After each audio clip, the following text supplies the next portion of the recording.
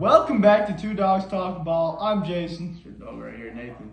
And today, Nathan's got us a list here of his top East Tennessee high school football teams. He's got his top teams and his sleeper teams. And he's going to go over them. And then I got some questions to ask him about this list. So, we'll just get ready to start doing this. Tell us about your top teams. And my top teams, just like the dominating teams from last year that have a lot coming back. You know, you got Powell, Anderson County, Sevier County, Alcoa, Greenville, West, Central, Oak Ridge, and Maryville. My sleeper teams for this year for different regions around East Tennessee is Gibbs, Halls, Grace Christian. That's a private school, but it's they play a lot of, East Tennessee, region teams like Carter and like Sevier County. You've got Bearden, Jefferson County, and South Dual to cap off my sleeper teams. So pretty much, just a lot of these teams, like I said, they're my, for top teams, it's just like they have a lot coming back. They have a lot of that rich tradition of, just perfect East Tennessee football, teams, with their playing style, their strength of schedules, how good they play. And my sleeper teams are teams to look out for that, sneak up on people, sneak up on some teams that you wouldn't think could slip up during the season. I'm going to start out with this question. What team out of those sleeper teams could surprise everyone the most and make a run in the playoffs? I'd say Halls just because, Halls is in Sevier County's Region 5.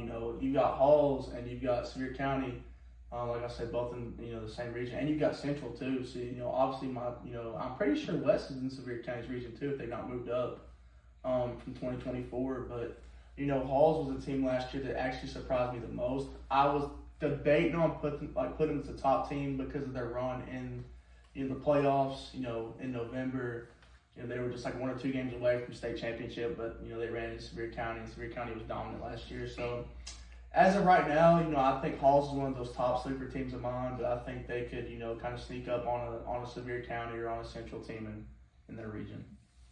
All right, so which of these teams that was like a top team do you think you see them taking like a step back this year? Which of these teams, out of all of them, which one takes a step back? It's tough.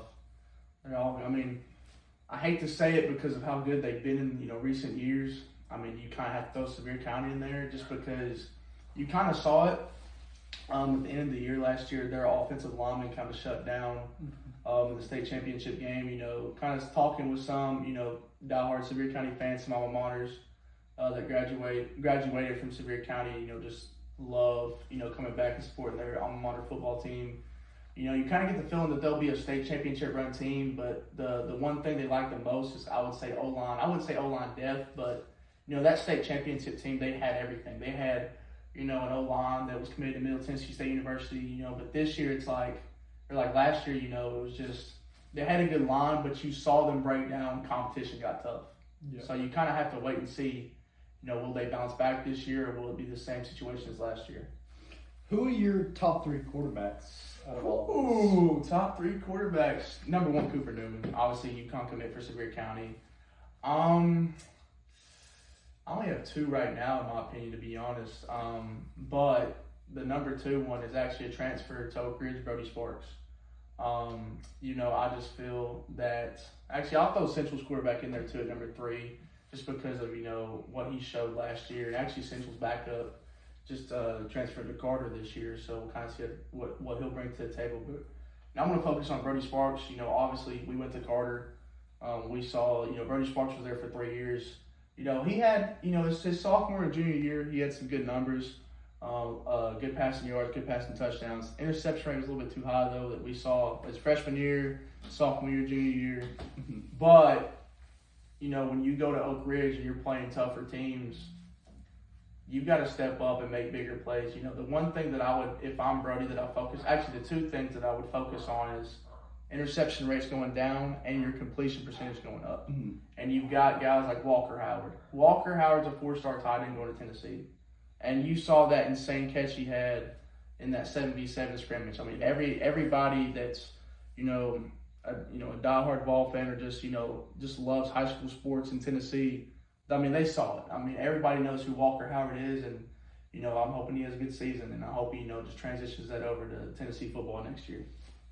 And as you said, we went to Carter and stuff. So What are your thoughts on this Carter team? Do you think that they can make the playoffs and maybe win a playoff game this year? It's been a few years since they won a playoff game. I mean, to be honest, you look at the sleeper teams. You've got two teams from Carter's region, Gibbs and South Louisville.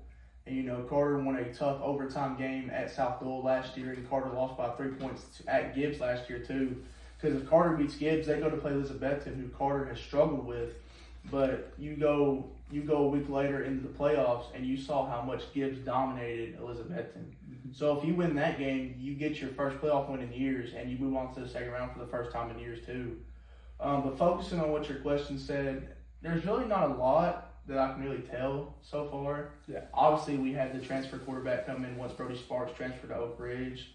Devontae Scruggs, Jody Scruggs' little brother, had a great season last year. Hopefully he can step it up this year. But, I feel like, the O-line situation, I feel like that's going to be their bread and butter this year. How well can their O-line be? I know Justin Pollins had a few offers. He's been to a lot of, camps, had a lot of, college visits. But yeah, I mean, as a Carter alma mater, we're kind of laughed at when it comes to football. But, obviously we've made the playoffs about 4 or 5 years in a row. So, if we can snag a 2 or 3 seed, we could probably get our first playoff win in a long time. So now I'm going to go over to the Sevier County side of things. What kind of season do you think we will see from Cooper Newman after, getting Sevier County to that championship game, and he won Mr. Football, right? 5A Mr. Football. And then he also committed to UConn. Yep. So what do you think we'll see in is this senior year? Yeah, senior year, final year. So yeah, what do you think we see in this senior year after all that stuff that just happened? I think you see a kid that's poised, but a kid that is not afraid to, stand in the pocket and throw some missiles.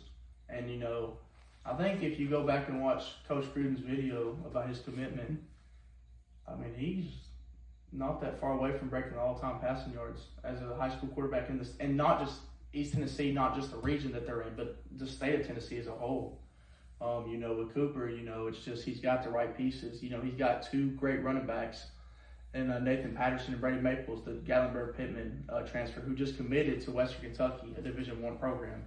And you've got your tight end and outside linebacker, Parker Newman, who just committed to Duke. And, going back and just seeing how they were last year, I mean, he's got the right pieces in the backfield. And then, as a tight end, I just think it's just up to his core receivers this year to step up and make big plays and catch the ball that Cooper Newman will throw to them. But, I mean, this could if he stays healthy and Sevier County has a good year, this could be a 3,000 passing yard season. This could be a 30 to 40 touchdown year passing, and I think his completion percentage can be from 60 to 75%, like how it was the past 2 years.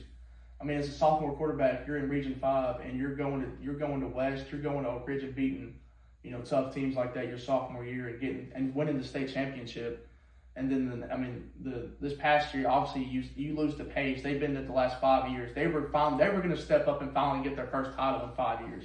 There was no way that they were not going to go there and lose again, But I just think with this year, I think Cooper steps it up a little bit more. And I think, like I said earlier in one of your questions, the O-line struggles that could potentially happen this year. This might be a year where Cooper might have to start using like his run game a little bit more. Yeah. And then the last question I got you, of all these teams, which team do you most likely see winning a championship this year? It kind of varies on different regions. Yeah. I think Sevier County can make it. I don't know if they'll win it. Alcoa obviously could. Because you've got Alcoa and Greenville. You've got these 3: Anderson County, Alcoa, Greenville. You've got them all in the same region. Mm-hmm. So, Anderson County beat Alcoa last game of the year. My go-to teams, no matter what region right now, probably Sevier County and Alcoa in different regions. So, you got Oak Ridge and Maryville. To be honest, all these teams, the top teams, they have the level of play. They have the guys to go out there and win a championship for their high school. But, obviously, some of these teams are in different regions and different districts. But my 2 early favorites is Sevier County and Alcoa. And Alcoa's going to win championships for years to come. And it makes me mad because now they're in Carter's region. And they beat Carter like 70-7 last year. And then Greenville did the same thing like 2 weeks later. It's not fair. yeah, that's all the questions I had for you. I hope you guys enjoyed this. We tried doing something different, going on the high school level side of things, and I hope you guys enjoyed this. And yeah, Two Dogs Talking Ball out.